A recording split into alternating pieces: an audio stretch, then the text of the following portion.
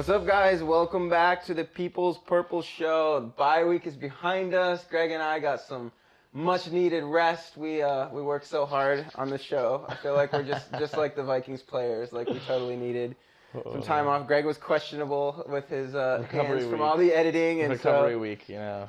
Perfect. Yeah, so welcome back. We're going to start by thanking our sponsors. So People's Purple Show, sponsored by Chapter 1 Films, which is Greg's video production company. Sponsored by Snyder's Pretzel, and of course, sponsored by Trey Waynes. So thank you, Trey Waynes, for your support of the show. It's good to be back. Greg, you want to get us kicked off, man? You got a science fact for us? All right, let's get off on the right foot here, okay? It's been a little while. We need to wake up. Let's wake up with a Kirk Cousins science fact of the day. Yes. You like that? Today's Kirk Cousins science fact of the day is the Eiffel Tower can be 15 centimeters taller during the summer due to thermal expansion.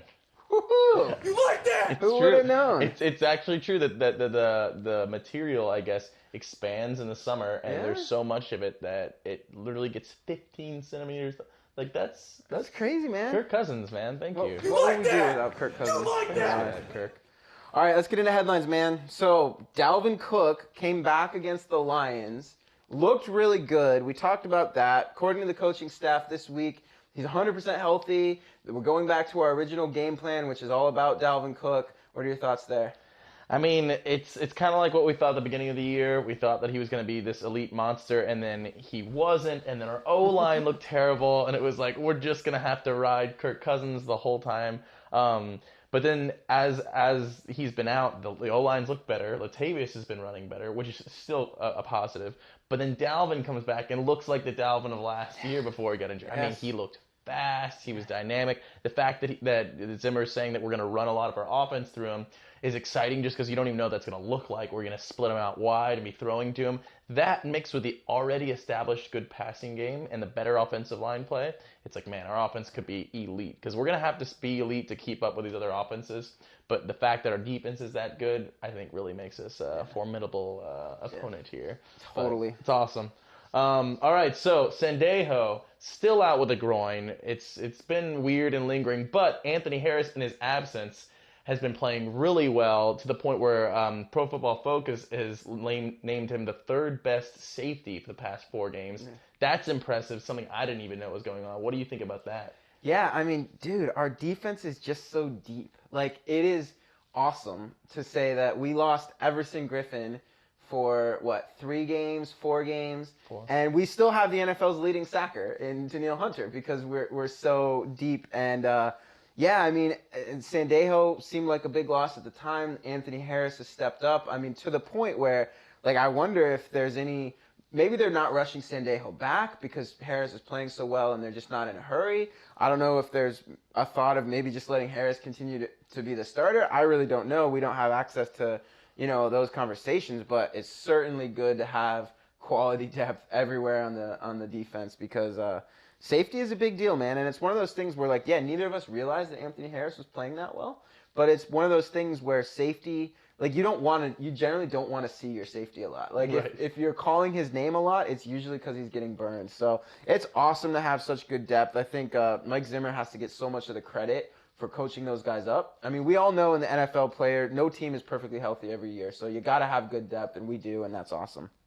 So speaking of quality depth, so Chad Beebe got in the game a bit against the Lions, made a few plays. Well, this week, Zimmer made a comment that he said the way Chad Beebe is lighting people up on the practice squad reminds him of Stephon Diggs in his rookie year. And Zimmer's not a guy who likes to give praise. So what are your thoughts about that? BB. It was cool seeing him get in there and play. And we mentioned this on our last show, that we've kind of been looking for a third down guy, a slot guy, now that we've kind of established Thielen and Diggs as these big name receivers. Who's going to be our Jarius Wright, making the clutch catches, because Treadwell doesn't really fit that role.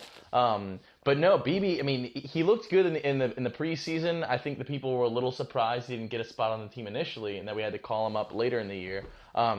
But I mean, he looked good, and he feels like he can fit that position, like that Wes Welker position perfectly, right? Of just running the route, of probably getting coverage off from a linebacker or something. Now, for Zimmer to say he looks like Stephon Diggs might be a little bit of a stretch, but if you think about it, Diggs came in and didn't play a whole lot his first few games. I remember the deep touchdown ball he caught in the one game that he finally came in and started, and that's kind of what started him trending upwards. And then in years past, he's just kind of been getting better and better and better. I don't see BB personally getting to the point where he's that good just because he doesn't have the physical stature. But I mean, how can you doubt our receiving upbringing that we're producing here in Minnesota? I mean, So good, Thielen, man. Diggs, neither of them were these huge guys coming out of college. I mean, And after years of it being like Bernard Berrien and like, gosh, some Troy Williamson. and it seems like the ones that we do get like that, like Treadwell, like those are the ones that aren't succeeding as much. So I think there is a lot of promise for somebody who has that kind of an upbringing, who's just kind of like a product of the system. I'm just anxious to see what he can do, in short down Totally, situations man. and stuff. Gonna Totally. be exciting. All right, so some really positive news. There's a meltdown in Green Bay. People are going nuts, which actually could be a bad thing for us because they want McCarthy fired, which I think McCarthy is the greatest thing ever because he's bringing them down, and I don't want them to realize that they should fire him. But they're saying fire McCarthy. It's just kind of a dumpster fire over there in Green Bay. What's going on? Well, first of all, to all the Packers fans out there, and I'm sure like the front office pays attention to this show, so I just want to tell you guys, Mike McCarthy knows what he's doing. You guys just got to give him a few more years. Yeah. He'll get it figured Believe out. in McCarthy. Definitely don't make a change before you play us in 2 weeks. We definitely, I'm really scared of Mike McCarthy. I hope he's around in 2 weeks. So, Sure. But in all seriousness, it's delicious to watch. Like, last year they struggled, and it was like, well, Aaron Rodgers is out. This year he's back, and they're still struggling. Like, yes, it feels so good. Yeah, and I mean, man, did McCarthy make some bad decisions. So I went to bed in the third quarter, and I was depressed because I thought the Packers were going to win. But apparently the Packers had a 4th and 2 with a few minutes to go in the game. They're down, 3 or 4 points.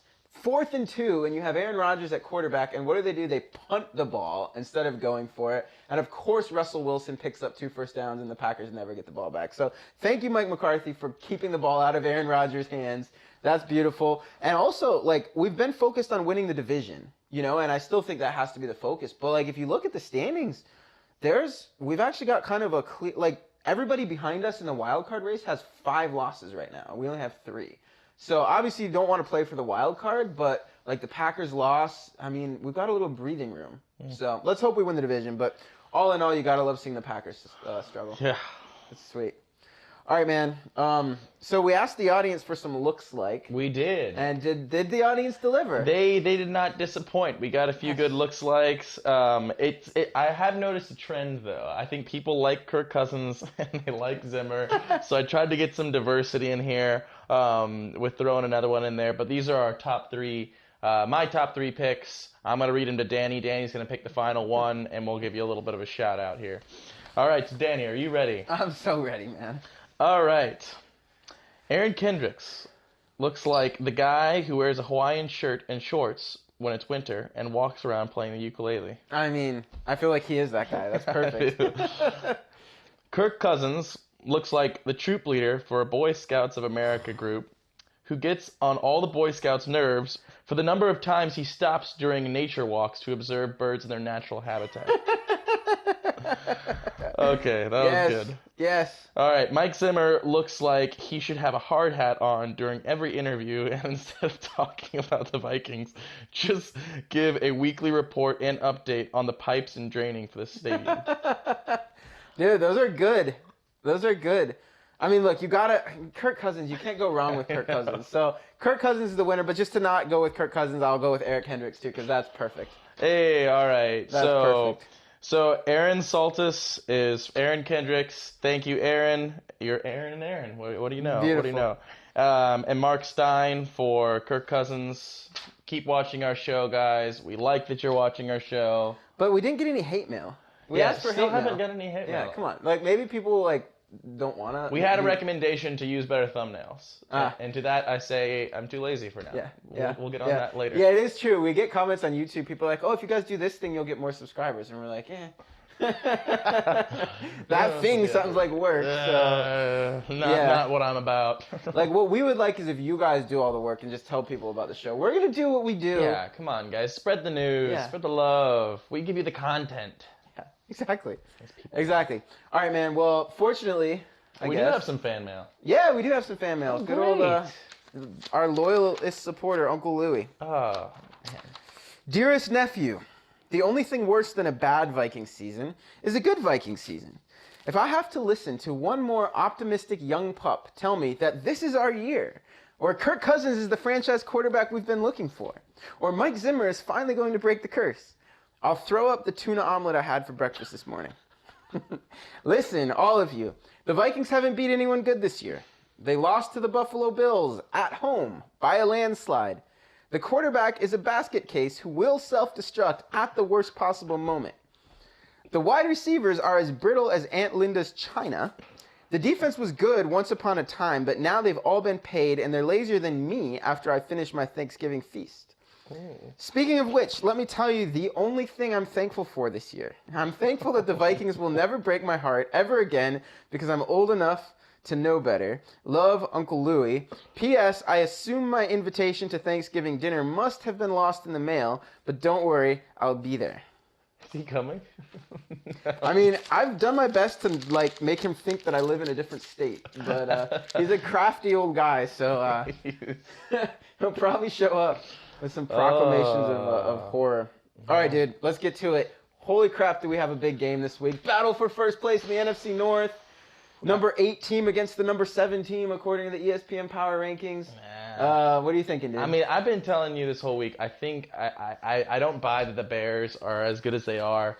I think we're going to have more control over this game than people think going into it. Now, it is really exciting because they're better than we thought they were, for sure. Yeah. But if you look up matchup by matchup, you probably would have said, even thinking the Bears were bad, that they would have won those games. Like, in my opinion, there hasn't been a huge... I mean, you could say them almost beating New England was kind of impressive, but we've also seen New England lose these past few weeks. I mean, we saw New England lose to the Lions. We're not scared of the Lions. We saw them lose to the Titans. So, I mean, there's not a whole... they haven't really been tested that much, and you can make the argument that we haven't, but we're an established team. I mean, people know that we're good. I'm actually not super worried about the game. I think that Mitchell Trubisky is going to fall apart against our defense. He's looked really good and kind of scrappy against some mediocre defenses. I think we're going to light him up, even though it's in Soldier Field. I hate that field. I could see it being a low-scoring game, and it's definitely exciting that it's Sunday night. I like the national recognition, you know? Yeah. No, dude, I agree completely with that. The only thing that scares me is the same thing. Soldier Field is just such a joke.